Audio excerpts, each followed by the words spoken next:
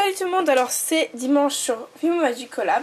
Donc je vous retrouve dans cette nouvelle vidéo. Donc le thème de la semaine, comme vous savez peut-être, c'est de montrer une astuce Fimo. Donc moi je vais en faire deux. Je vais montrer comment garder sa Fimo propre, comment se garder les mains propres en fait. Et aussi je vais vous montrer comment faire du glaçage à ma manière que vous avez peut-être pu voir déjà sur ma chaîne personnelle. Donc je vais commencer. Si vous voulez faire de la Fimo et que vos mains soient propres et vos créations soient propres, vous aurez besoin de lingettes. Alors c'est ce que j'utilise en premier. Par exemple si je veux me laver les mains entre deux couleurs, je prendrai des lingettes pour aller plus vite. Peut-être que vous aurez besoin de vous laver carrément les mains quand vous commencez à faire de la Fimo avec le savon et tout. Ou alors sinon, si vous n'avez pas du tout envie de vous laver les mains, vous pouvez utiliser des gants en plastique. Donc c'est des gants ménagers, comme ceci, des gants fins. Donc moi j'utilise très rarement des gants j'en utilise quand j'utilise des couleurs claires, par exemple du blanc et tout. Alors c'est vrai que ça aide, mais moi ça me gêne pour faire des créations. Après c'est comme vous voulez. Donc, et aussi vous avez aussi l'astuce de nettoyer vos créations après la cuisson. Donc pour ceci, il faut du dissolvant. Donc en fait ce qu'on fait, c'est qu'on prend du dissolvant sur une lingette ou un truc dans ce genre. Et on frotte pour enlever toute la poussière, etc. qu'il y a sur la création après la cuisson. Donc voilà pour mon astuce un petit peu vite fait. Alors aussi pour laver les mains, on peut utiliser du gel antibactérie. Donc voilà, ça ressemble un peu à ça, donc c'est en forme liquide. Hein. Et voilà.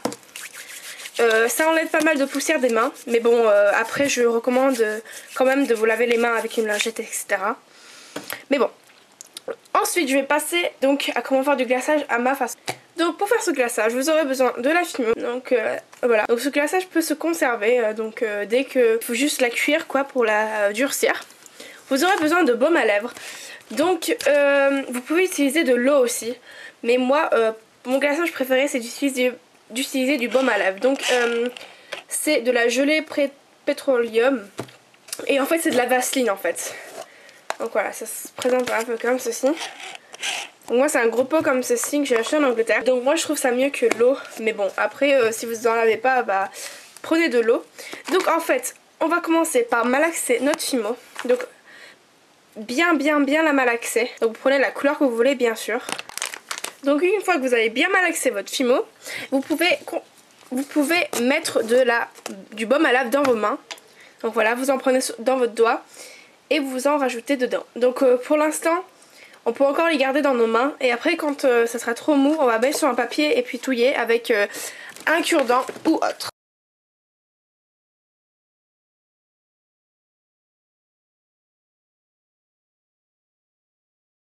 Donc ensuite quand c'est trop mou, alors vous mettez sur un papier ou sur votre plan de travail et on va commencer à malaxer avec un outil. Donc vous rajoutez du baume à lèvres. Voilà.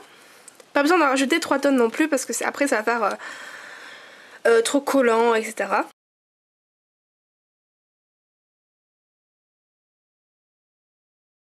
Vous rajoutez du baume à lèvres si vous pensez qu'il n'y en a pas assez. Donc voilà, et après on continue à malaxer.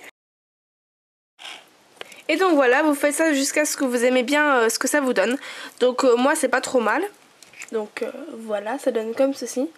Donc vous pouvez en faire plus bien sûr, hein, vous prenez juste plus de pâte. Et donc après moi je la conserve dans une boîte, voilà, parce que ça se conserve jusqu'à la cuisson. Donc voilà, j'espère que cette petite vidéo astuce vous aura plu.